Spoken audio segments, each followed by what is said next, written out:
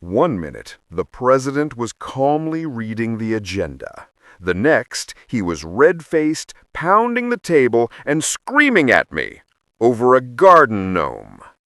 The room went silent. Parents froze. Neighbors stared at the outburst. Nobody believed the HOA president would lose it like that. Nobody thought he'd show his true colors in public. But this wasn't about a gnome. This was about control. And this is the story of how his meltdown turned into the beginning of his downfall. If your HOA leader screamed at you in front of everyone, what would you do? Stay quiet or stand tall? Tell me in the comments. It started with a petty letter. Violation, unauthorized decoration. My crime? A small garden gnome by my porch. At first I laughed, but then came the warnings, the fines, and finally the threat. Failure to remove will result in legal escalation. Legal action over a gnome. That's when I knew this wasn't about neighborhood standards. This was about power. Have you ever been targeted for something small and ridiculous? Share it, because you're not alone. The warning signs were everywhere. A mother written up for a wind chime. A father fined because his kids drew chalk art. A grandmother threatened because her holiday wreath was unapproved. Neighbors were being harassed for harmless things. One night my friend Sarah whispered, "They told me my daughter's playhouse is a violation. If I don't remove it, they'll fine me daily." Her eyes filled with tears. "It feels like they want to break us." She was right. So I brought my violation slip to the next HOA meeting. I stood to speak, but the president cut me off. His face turned red, veins bulging. He slammed his fist and shouted, "You people don't make the rules, I do!" The gavel cracked against the table. Gasps filled the room. His voice rose, angrier, louder, more unhinged with every sentence. And that was his mistake.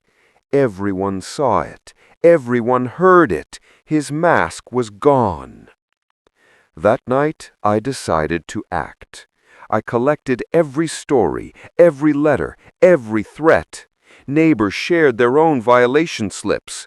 Laughter called disturbance. Flower pots labeled hazard. Children's bikes described as clutter. And when I requested official HOA records, what I got back was chaos. Missing pages, fake votes, no signatures. This wasn't authority, it was fraud. Let me ask you, if your leader lost control in public and you found proof of corruption, would you report him right away or gather allies first? I gathered allies. We organized in secret. My garage turned into a strategy room. 10 families became 20. 20 became 50. Parents, veterans, grandparents, everyone had a story. Everyone had a reason to stand up. And when we were ready, we went back. The next meeting wasn't calm. It was a showdown. We marched in 50 strong. One by one, we laid violation slips on the table. The president's hands shook. His face reddened again. But this time, his shouts fell flat. No one feared him anymore. Finally, I stood and said, "You don't own our homes. You don't own our families. And you sure as hell don't own us. This ends tonight." Silence fell. His power was gone. Word spread fast. The meltdown hit the local paper. HOA president explodes during meeting. Reporters asked questions. Officials opened investigations. Within weeks, fines were canceled, rules were revised, and the president, he resigned in disgrace. Here's what I learned. Bullies thrive on fear. They thrive on silence. But the moment you shine a light on them, the moment they lose control in front of everyone, their power collapses. He wanted to scare us into obedience. Instead, he scared himself out of office. So tell me, if your HOA president lost his mind at a meeting, would you back down or fight back? Drop your answer in the comments. Share this story with someone who needs courage. And don't forget to subscribe, because HOA meltdowns like this, trust me, they're not rare.